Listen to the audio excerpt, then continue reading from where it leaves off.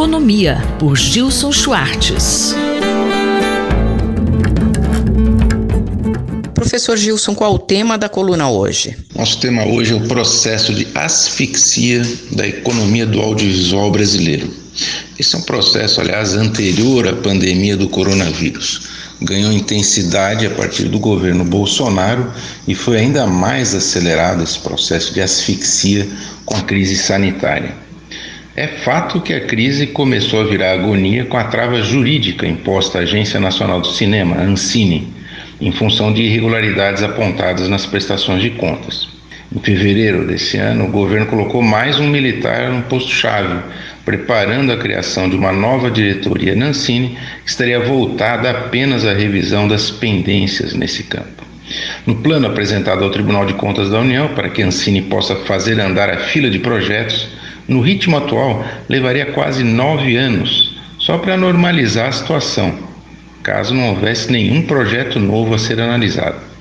O bolsonarismo raiz, fundamentalista e miliciano, centra fogo na guerra cultural.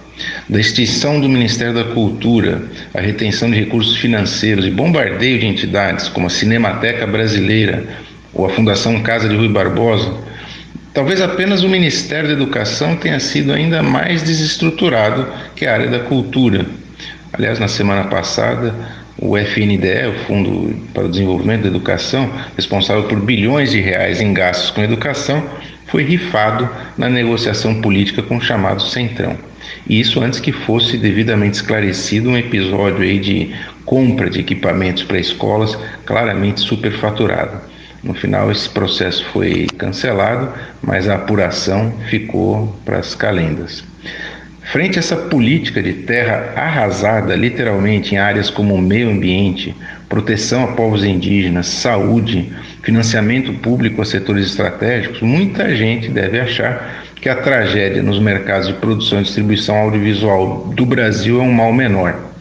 No entanto, é muito oportuno comparar o que se passa no Brasil com as medidas de proteção aos trabalhadores, produtores e investidores em cultura audiovisual, economia criativa e de entretenimento em outros países.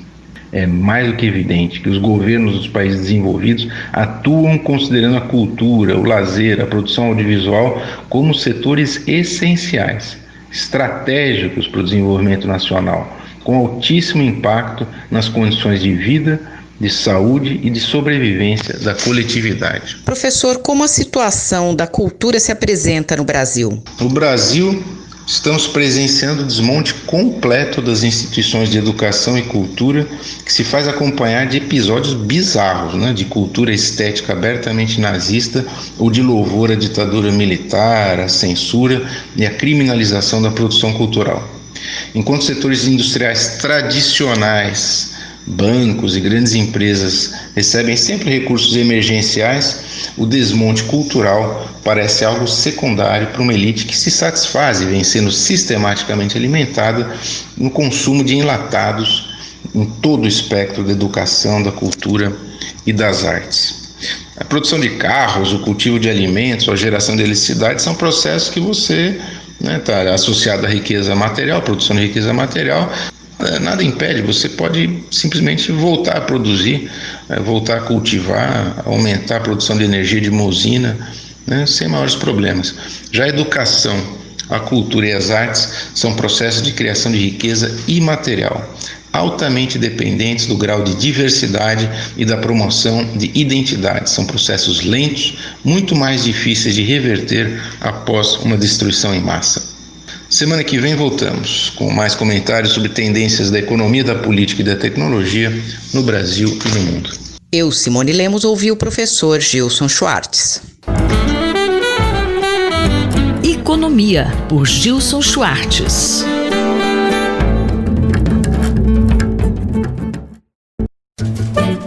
Horizontes do Jornalismo, por Carlos Eduardo Lins da Silva. Professor Carlos Eduardo, tanto o presidente Trump quanto o presidente Bolsonaro insistem em incentivar o uso da cloroquina no tratamento da Covid-19, mesmo com estudos que comprovam a não eficácia do medicamento na maioria dos casos. Como a imprensa dos dois países tem lidado com essa situação? Eu acho que tem lidado mal, Márcia. porque o que tanto o presidente Trump quanto o presidente Bolsonaro parecem pretender com esse tipo de balbúrdia que eles promovem em relação à cloroquina é distrair a opinião pública dos reais problemas sérios que cada país está enfrentando, não só em relação à pandemia, como em relação à economia e outros itens da pauta nacional. E eu acho que, nos dois casos, a imprensa, como tem feito frequentemente nas presidências de Bolsonaro e Trump, acaba fazendo o jogo do adversário, no caso, ou do inimigo, como diz o presidente Trump, que considera a imprensa inimiga do povo e, por extensão, inimiga dele, já que ele se considera o representante do povo. Professor, a imprensa erra ou acerta ao dar espaços para terraplanistas, negacionistas da ciência, revisionistas da história, sem deixar muito claro para o público que o tipo de informação que eles trazem não tem nem comprovação científica nem histórica? Eu acho que erra ao dar tanto espaço, tanto destaque, ou tanto tempo, no caso de televisões e emissoras de rádio, a esse tipo de argumentos, se é possível chamar isso de argumentos. Eu acho que erra porque, nesse caso, não faz muito sentido a ideia dos dois lados. Que se você, por exemplo, no caso de mudanças climáticas, se você abre espaço para as previsões de que a mudança climática é provocada pelo homem e as previsões para o que pode vir a acontecer com o planeta se não for modificada essa ação humana, não faz sentido você dar o mesmo espaço que você dá para esse tipo de argumentação para os negacionistas.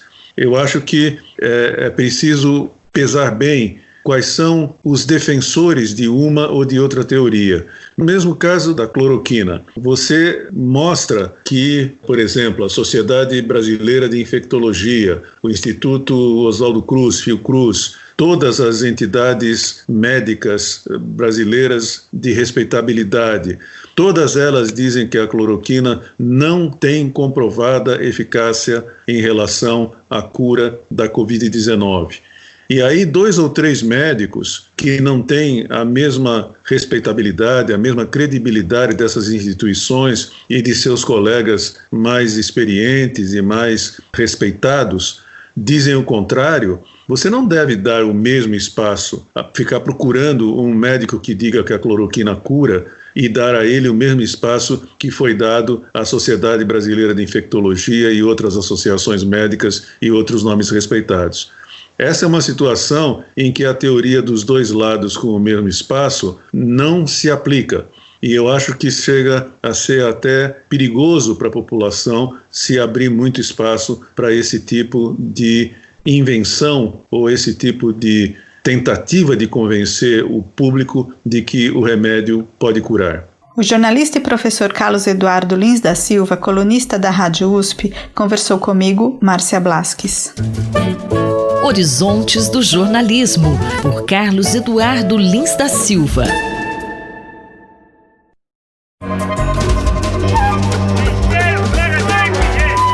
Saúde e Meio Ambiente, por Paulo Saldiva. Bom dia, professor Saldiva. A pandemia do coronavírus nos traz algumas lições que devemos entender e aprender, não é isso? Alô, Cinderela, olá, ouvintes da Rádio USP. Quando a gente fala hoje de meio ambiente e saúde, a pandemia de coronavírus nos trouxe um novo desafio, um novo cenário, ou seja, somam-se aos problemas habituais das cidades, a contagiosidade. No mundo cada vez mais urbano, mais pessoas moram no mesmo território. Também as condições de precariedade urbana fazem com que os segmentos menos favorecidos compartilhem, às vezes, o mesmo aposento, muitas pessoas compartilhando espaços reduzidos. Bom, quanto mais perto, quanto mais próximos estamos uns dos outros, maior a chance de trocarmos os nossos micro-organismos. E isso é o que propiciou o surgimento cada vez mais frequente de infecções respiratórias em escala global. Foi nesse século, em 2002, o primeiro corona, o SARS-CoV-1. Em 2009 tivemos a influenza H1N1, em 2012 o MERS e agora em 2020 o SARS-CoV-2. Bom, nada aconteceu de diferente com os vírus, eles sempre fizeram o que sabem fazer, mutar, iludir nossos sistemas de defesa e se apresentarem a nós como se fôssemos agentes de novo. Quem teve infecção pelo SARS-CoV-1 terá infecção pelo SARS-CoV-2, embora eles sejam muito relacionados, e o mesmo acontece com a influenza. Então, esse novo, digamos, risco representado pelas pandemias globais não nasce da biologia do vírus, mas sim da forma como nós estamos organizando o nosso viver e também pela globalização. O trânsito internacional de cargas e pessoas dá asas, ou melhor dizendo, asas de jato para os agentes infecciosos. Isso explica por que uma mutação ocorrida na China põe o mundo de joelhos em poucas semanas, porque hoje o vírus viaja a bordo de aviões, seja na classe executiva, seja na classe econômica. Professor, com a globalização, esse é um risco cada vez maior. Então temos um desafio pela frente. Isso implica um novo desafio ambiental e importante para a nossa espécie. Teremos que ter um sistema de vigilância epidemiológica e diagnóstico molecular que se comunique em escala global. Novas espécies virais agressivas terão que ser detectadas mais precocemente e também o mundo deveria ser informado de forma mais transparente. Com isso, poder-se-ia reduzir os danos e impedir a propagação, como aconteceu no caso atual. Teremos também que investir pesadamente no desenvolvimento de novas medicações, de novos antivirais e estratégias mais eficientes para desenvolvimento de vacinas em curto espaço de tempo. Ou seja, vamos ter que adicionar aqueles detectores de metal que temos nos aeroportos e as medidas de vigilância contra armas nucleares, vigilância contra seres submicrométricos, ou seja, com tamanho inferior a 1 milésimo de milímetro, uma capa de proteína com material genético dentro que não consegue nem se multiplicar por si mesmo. Pois bem, essas submicroscópicas criaturas vão representar um novo desafio global. Bom, isso vai mudar muito também o planejamento urbano, e terá que ser, porque como as doenças se espalham pela cidade inteira, não seremos indiferentes a doenças que surgem nas periferias, porque atingirão o todo, nem em países, digamos, com poucos recursos econômicos, porque rapidamente dali se espalhará para o mundo. Talvez uma nova ordem de solidariedade e globalismo, condições que estavam ficando meio fora de moda nos tempos atuais. Aparentemente esse vírus veio nos punir, não como se pensava antigamente nas pandemias, um castigo divino, mas a própria biologia do vírus veio nos ensinar que teremos que ser mais solidários e teremos que ter parcerias internacionais e enorme transparência. Eu sou Cinderela Caldeira e conversei com o professor Paulo Saldiva para a Rádio USP. Voltamos na próxima semana. Saúde e Meio Ambiente, por Paulo Saldiva.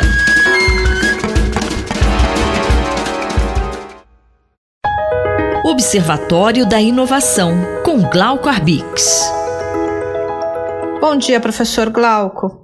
Estamos acompanhando nessa quarentena, em razão da pandemia, mudanças em nossos hábitos. E uma dessas mudanças é em relação ao método de ensino escolar. Bom dia, ouvintes da Rádio USP. Bom dia, Cinderela. Hoje a gente vai conversar um pouquinho sobre educação e exatamente quais são os impactos sobre a maneira de ensinar que essa crise da Covid-19 está provocando. Porque a gente não tem experiência nisso, as universidades não têm experiência nisso, o sistema educacional é muito diferenciado, a universidade é uma coisa, ensino médio, fundamental, além do que o Brasil é um país extremamente desigual, então tem gente que tem computador, tem Wi-Fi, tem sistema de banda larga, outros nem tanto, outros não tem nada. Então aqui acho que uma grande discussão vai se abrir no pós-crise, né? Vai iniciar já durante a crise, e é fundamental que a gente esteja bem atenta exatamente às mudanças que estão ocorrendo, né? Professor, podemos arriscar dizer quais serão as mudanças? muita gente diz que as coisas vão mudar depois da crise. O problema é saber mudar exatamente em que direção.